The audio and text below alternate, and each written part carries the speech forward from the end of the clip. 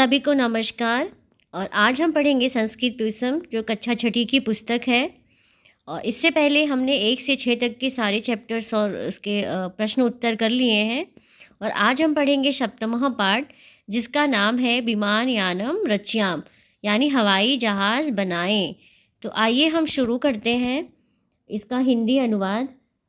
तो राघव माधव सीते ललिते कह रहे हैं कि हे राघव, यहाँ पे संबोधन लग गया है।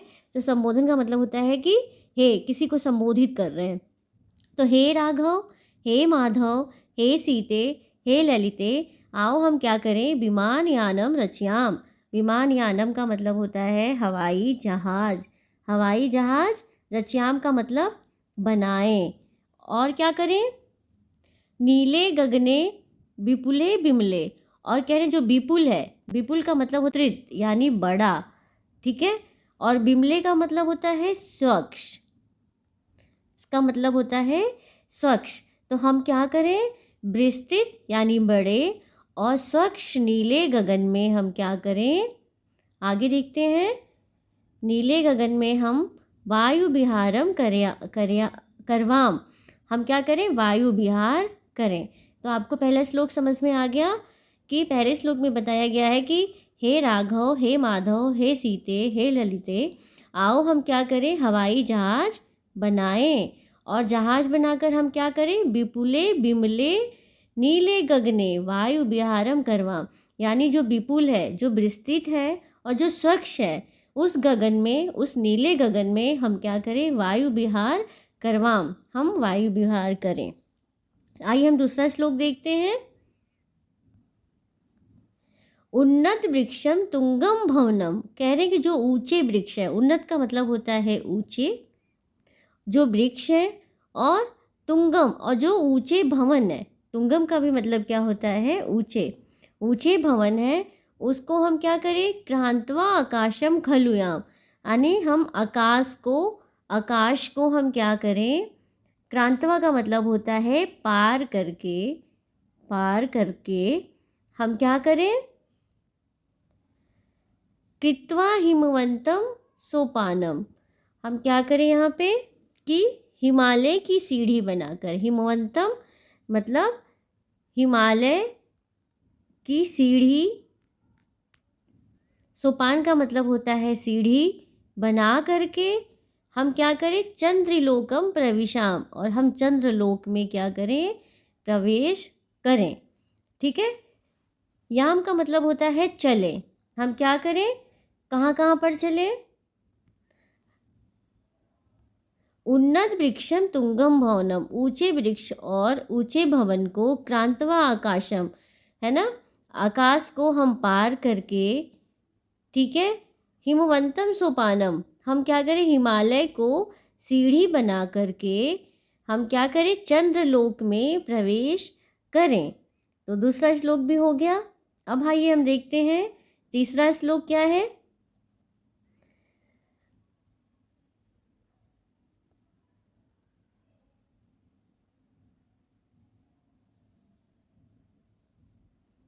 पुष्कर चंद्र सूर्यो गुरुरिति ग्रहान ही सर्वान गणयाम विविधा सुंदर तारा चित्वा मौतिक हारम रच्याम।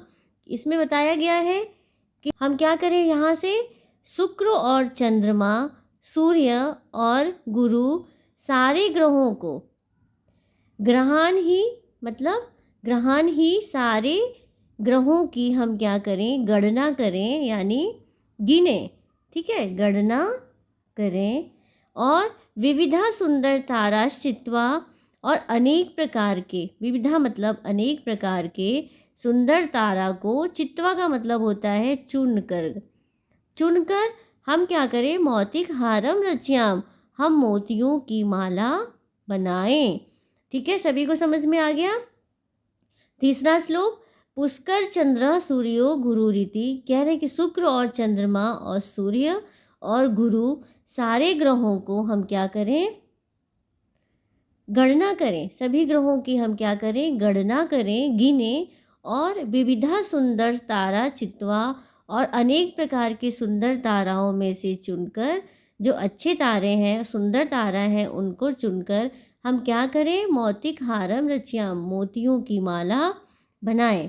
तो तीसरा श्लोक भी कंप्लीट हो गया। आइए हम चौथा देखते हैं। चौथा श्लोक, अम्बुद मालाम अंबर भूषाम, कह रहे हैं कि आकाश की, ठीक है, अम्बुद का मतलब होता है मेघ यानी बादल, अंबर भूषाम और आकाश की शोभा, अंबर का मतलब होता है आकाश की शोभा को, अदाय एव ही प्रत्याम, प्रत्याम का मतलब होता है लौटे, ठीक है।